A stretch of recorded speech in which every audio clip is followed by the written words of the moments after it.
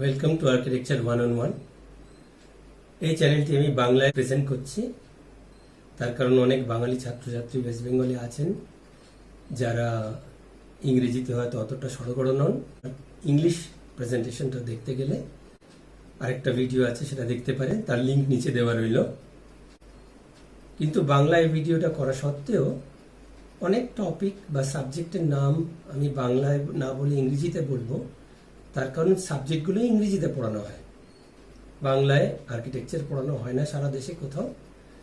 সেই জন্য সেটার বাংলা প্রতিশব্দ ব্যবহার করলে বড়ই খটোমটো কিংবা অদ্ভুত শুনতে লাগবে, বোঝাই যাবে না কি সাবজেক্ট।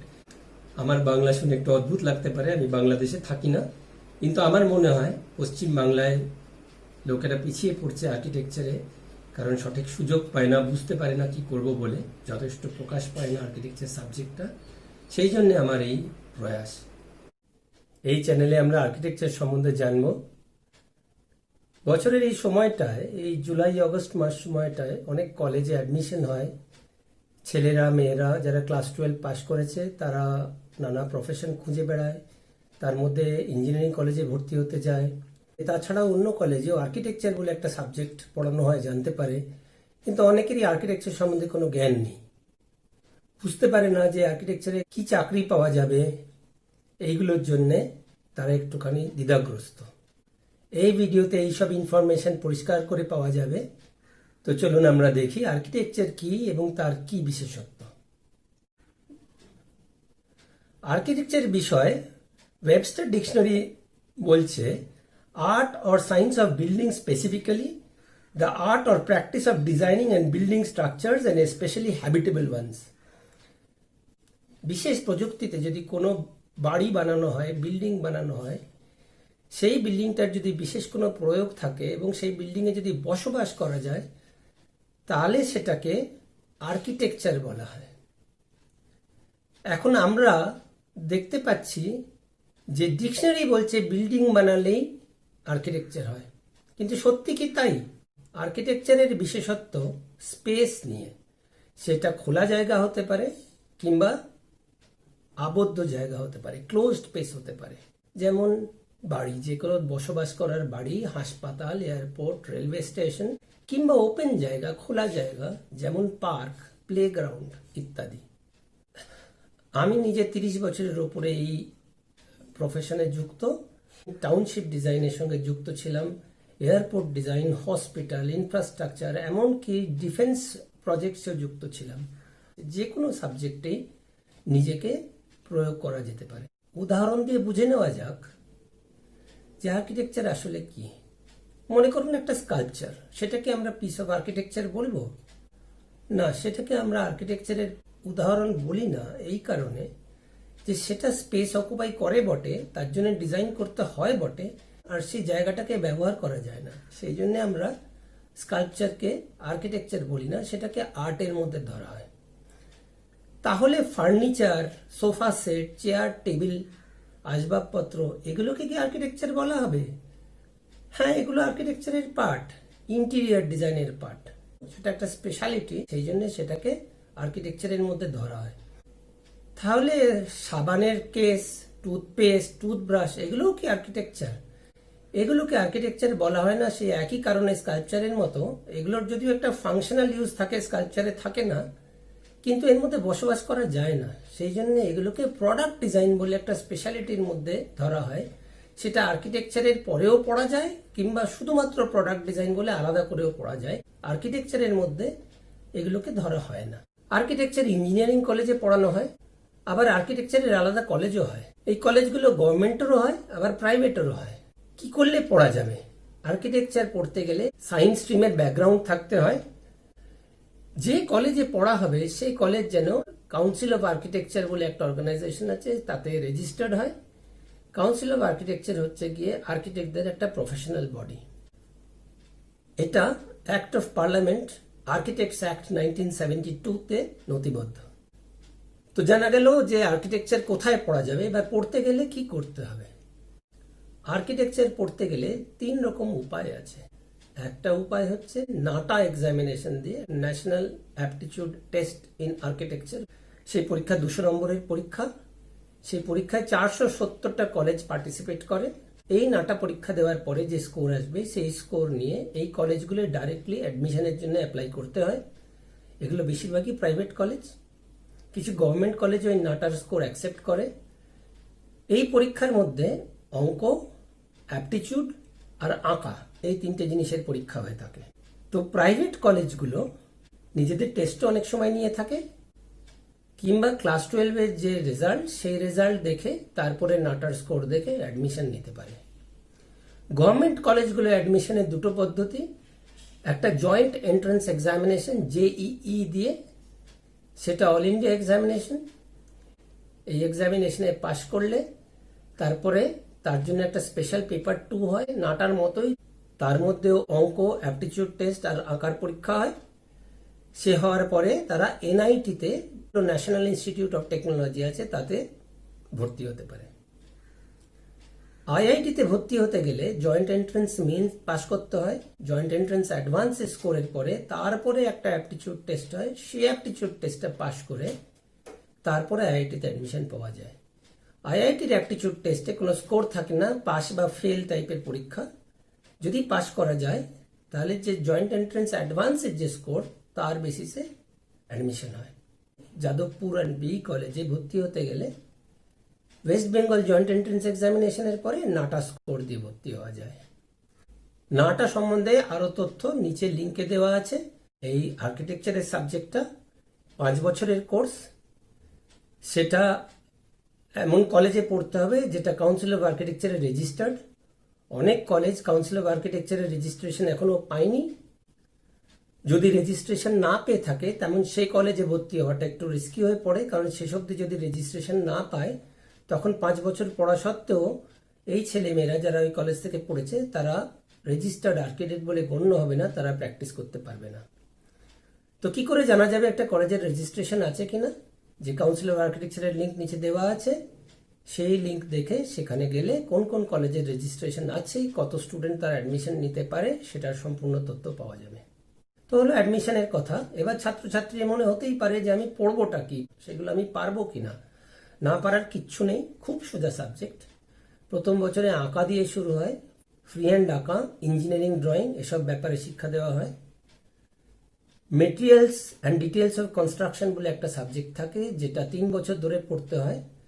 তাতে ইট, কাঠ, সিমেন্ট, বালি, চুন, জানলা, দরজা, সব বিষয়, সেটা কি করে তৈরি হয়, তার কি স্পেসিফিকেশন, সে বিষয়ে পড়ানো হয়। হিস্ট্রি অফ আর্কিটেকচার বলে একটা সাবজেক্ট, ভীষণ ইম্পর্টেন্ট সাবজেক্ট, 3 বছরের ধরেই পড়ানো হয়। সেই সাবজেক্টে প্রথম বছরে শুরু হয় হিন্দু আর্কিটেকচার, আমাদের ভারতের কি হিন্দু আর্কিটেকচার, বৌদ্ধ আর্কিটেকচার, ইসলামিক আর্কিটেকচার, এইরকম। আরও যখন সিনিয়র হয় তখন তারা ইউরোপিয়ান আর্কিটেকচার পড়ায়। ইউরোপিয়ান আর্কিটেকচারের মধ্যে গ্রিক আর্কিটেকচার, রোমান আর্কিটেকচার। এই যে হিস্ট্রি পড়ানো হচ্ছে, এটা কিন্তু রাজা কবে জন্মেছিলেন সেটা পড়ানো হয় না আর ইতিহাসের মতো। সেই সময়ে, সেই পিরিয়ডে কিরকম বাড়ি বনেছে, তখনকার স্থাপত্যবিদ্যা কিরম ছিল, সেই নিয়েই পড়ানো হয় শুধু। সেকেন্ড ইয়ারে উঠলে একটা সাবজেক্ট পড়ানো হয়, তাকে ক্লাইমেটোলজি বলা হয়। আমাদের যে আবহাওয়া সেটা একটা বাড়িকে বা বাড়ির ডিজাইনকে কিভাবে এফেক্ট করে সেই নিয়ে বিদ্যা। ডিজাইন সাবজেক্টটা শুরু থেকে শেষ পর্যন্ত পড়তে হয় এবং ক্রমশ ছোটোখাটো ডিজাইন থেকে শুরু করে শেষ ইয়ারে প্রচণ্ড কমপ্লিকেটেড ইউনিভার্সিটি, হসপিটাল, স্টেডিয়াম, এই ধরনের ডিজাইন করানো শেখানো হয় এবং সেটা সবচেয়ে বেশি নম্বরের এবং সবচেয়ে ইম্পর্টেন্ট সাবজেক্ট। আরও কিছু সাবজেক্ট পড়ানো হয়, যেমন এস্টিমেশন, যে একটা বাড়ি আমি ডিজাইন করছি তার কস্ট কত পড়বে না জানলে আমি ক্লায়েন্টকে বলবো কি করে। প্রফেশনাল প্র্যাকটিস, কি ল আমাকে আর্কিটেক্ট হিসেবে গভর্ন করবে, আমার কি অধিকার আছে, কিভাবে অর্ডার প্লেস করতে হবে, কিভাবে ইনভয়েস রেজ করতে হবে। ল্যান্ডস্কেপ আর্কিটেকচার বলে একটা সাবজেক্ট আছে, সেটা গাছ গাছালি এইসব নিয়ে ডিজাইন করতে শেখানো হয়। কিংবা পার্ক, প্লেগ্রাউন্ড বানাতে গেলে কোন কোন আবহাওয়ায় কি গাছ ভালো হয় সেগুলো পড়ানো হবে, তার যে ডিজাইনের যে কনসেপ্ট সেগুলো পড়ানো হয়। যখন 4th ইয়ারে পৌঁছে যাওয়া হয় বা 3rd ইয়ারের শেষের দিকে কোনো ইনস্টিটিউটে গিয়ে বা অফিসে গিয়ে কিভাবে হাতে কলমে কাজ করতে হবে সে ট্রেনিং নিতে হয়। ফাইনালি পাস করতে গেলে থিসিস, যেমন PhD স্টুডেন্টরা একটা থিসিস জমা দেয়, সেমনি নিজের একটা চয়েস করে ডিজাইন নিয়ে সেই ডিজাইনের থিসিস সাবমিট করতে হয়। সেই ডিজাইনের থিসিস পাস করলে তবেই তাকে আর্কিটেক্ট বলা হয়। এবং এই আর্কিটেকচার পাস করলেও কাউন্সিল অফ আর্কিটেকচারের রেজিস্ট্রেশন সারা জীবন ধরে রেখে যেতে হবে। এই রেজিস্ট্রেশন বিনা প্র্যাকটিস করা চলবে না। সেকেন্ড ইয়ারের শেষের দিকে বা থার্ড ইয়ারের শুরুর দিকে একটা স্টুডেন্ট মোটামুটি একটা ছোট বাড়ি ডিজাইন করতে পারবে। আর্কিটেক্ট অ্যাকচুয়ালি ক্লায়েন্টকে নিজের কনসেপ্টটা, তার বাড়ির ডিজাইন সম্বন্ধে কনসেপ্টটা বোঝায় একটা ড্রয়িং দিয়ে বা একাধিক ড্রয়িং দিয়ে। প্ল্যান বানানোর পরে সেই বাড়িটা কিরম দেখতে হবে 2 ডাইমেনশনাল ভিউ এলিভেশন বানানো হয়, এবং সেইগুলো দিয়ে ক্লায়েন্ট বুঝতে না পারেন সেই জন্যে বিল্ডিংটা 3 ডাইমেনশনাল ভিউ বানানো হয়, এবং এই 3 ডাইমেনশনাল ভিউ কি করে বানানো হবে সেগুলোও শেখানো হয়। এই কাজগুলো আজকাল আর বোর্ড টি দিয়ে আগেকার দিনের মতো হয় না, কম্পিউটারে হয়। সুতরাং কম্পিউটারে কি করে ড্রয়িং বানাতে হয় সেটাও শেখানো হয়। মনে হতেই পারে যে পড়াশোনা তো করলাম, তারপরে 5 বছর পড়ে আমি কি চাকরি পাবো। চাকরি গভর্নমেন্ট সেক্টরে পাওয়া যায়, প্রাইভেট সেক্টরেও পাওয়া যায়। গভর্নমেন্ট সেক্টরে পিডব্লিউডি, পাবলিক ওয়ার্কস ডিপার্টমেন্ট, সে স্টেটেই হোক বা সেন্টারেই হোক, military engineering service, airports authority, এরকম অনেক ডিফারেন্ট অর্গানাইজেশনে আর্কিটেকচারের চাকরি পাওয়া যায়। এবং যে চাকরি পাওয়া যায় সেটা সিভিল ইঞ্জিনিয়ার যেমন একটা চাকরি পান, অ্যাসিস্ট্যান্ট ইঞ্জিনিয়ার, জুনিয়র ইঞ্জিনিয়ার, এই রকম ডেজিগনেশনে এই এক পে স্কেলেই আর্কিটেক্টের চাকরি পায়। প্রাইভেট সেক্টরে গেলে প্রথমত আর্কিটেকচার এমন একটা সাবজেক্ট যাতে স্টুডেন্টরা নিজেরাই প্র্যাকটিস করতে পারবে, তার জন্য আলাদা করে কোনো ট্রেনিং বা লাইসেন্সের দরকার হয় না। এছাড়া একটা আর্কিটেক্ট গিয়ে তার সিনিয়র কোনো আর্কিটেক্ট অফিসে কাজ করতে পারে, ডেভেলপারের অফিসে গিয়ে ডেভেলপারের কাজ করতে পারে। এছাড়া একটা আর্কিটেক্ট নিজে একটা বাড়ি ডেভেলপ করতে পারে, নিজে ডিজাইন করে নিজে কনস্ট্রাক্ট করতে পারে, সেই লাইসেন্স পেতেও তার কোনো অসুবিধা হবে না। একটা আর্কিটেক্ট ব্যাংকেও চাকরি করতে পারে। সে যদি মনে করে যে না, আর্কিটেকচার আমার ভালো লাগছে না, আমি ব্যাংকে ট্রাই করব বা আইএএস অফিসার বলবো বা আমি ম্যানেজমেন্ট করব, কোনো কাজেই তার কোনো বাধা নেই। তারপর ফাইনালি যে আর্কিটেকচার পাস করলো সে আরো পড়াশোনা করে টিচারও বনতে পারে আর্কিটেকচারের কলেজে। বিআর্ক ডিগ্রি পাওয়ার পরে এমআর্ক ডিগ্রি 2 বছরের নেওয়া যেতে পারে। সেই এমআর্ক ডিগ্রি আর্কিটেকচারের মধ্যেই হতে পারে, কিংবা অ্যালাইড কিছু সাবজেক্ট আছে যেমন কনজারভেশন, যেটায় প্রচুর পুরনো স্থাপত্যবিদ্যার যে নিদর্শনগুলো আছে সেই নিদর্শনগুলোকে রক্ষণাবেক্ষণের জন্য যে সায়েন্স অ্যান্ড টেকনোলজি অ্যাপ্লাইড হয় তাকে বলে কনজারভেশন। ল্যান্ডস্কেপ আর্কিটেকচার, যেটা কিনা গাছ গাছালি নিয়ে ডিজাইনের সাবজেক্ট, সেটা সম্বন্ধে ফার্দার পড়া যেতে পারে। প্ল্যানিং সম্বন্ধে পড়া যেতে পারে, বড় লেভেলে টাউন প্ল্যানিং, সিটি প্ল্যানিং বা রিজনাল প্ল্যানিং, এরকম আলাদা আলাদা ডিজাইন হয়। ডিজাইন, মাস্টার অফ ডিজাইন পড়া যেতে পারে। আহমেদাবাদে একটা ন্যাশনাল ইনস্টিটিউট অফ ডিজাইন আছে গভর্নমেন্টের, এর মতো সারা দেশে আরো ডিজাইনের ইনস্টিটিউট আছে। সেখানে গিয়ে ডিজাইনে, শুধু বাড়ি নয়, যে কোনো রকম ডিজাইনে মাস্টার ডিগ্রি করা যেতে পারে। কিংবা টেকনোলজিতে চলে গিয়ে ইঞ্জিনিয়ারদের মতো ট্রান্সপোর্টেশন টেকনোলজি কিংবা প্রজেক্ট ম্যানেজমেন্ট কিংবা এনভায়রনমেন্টাল ডিজাইন সম্বন্ধেও মাস্টার্স ডিগ্রি করা যেতে পারে। প্রজেক্ট ম্যানেজমেন্ট হচ্ছে গিয়ে প্রজেক্ট চালানোর বিদ্যা, কি করে সাইটে থেকে কি করে ঠিক করে সুপারভাইজ করে একটা বিল্ডিং খাড়া করতে হয় সে বিষয়ে বিদ্যা। এনভায়রনমেন্টাল সায়েন্স হচ্ছে যে বিল্ডিং ইন্ডাস্ট্রি তৈরি হচ্ছে সেগুলো এনভায়রনমেন্টের উপর কি ইম্প্যাক্ট পড়ছে সেইটা দেখানো, সেইটা স্টাডি করা।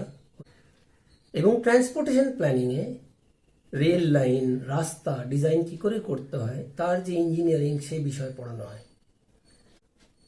তারপরে টিচিং লাইনে যেতে পারে। মনে রাখতে হবে যে এমআর্ক পড়লে তবেই আর্কিটেকচার স্কুলে পড়ানো যেতে পারে। তো আজকের এই ভিডিওতে আর্কিটেকচার সাবজেক্ট সম্বন্ধে, তার পড়াশোনা সম্বন্ধে, ক্যারিয়ার সম্বন্ধে, গ্রোথ প্রসপেক্ট সম্বন্ধে মোটামুটি জানা গেল। আশা করি আপনাদের ভালো লেগে থাকবে। ভালো লেগে থাকলে লাইক, শেয়ার, সাবস্ক্রাইব করুন। কোনো প্রশ্ন থাকলে কমেন্টের মধ্যে দিলে আমি অবশ্যই উত্তর দেব। ধন্যবাদ।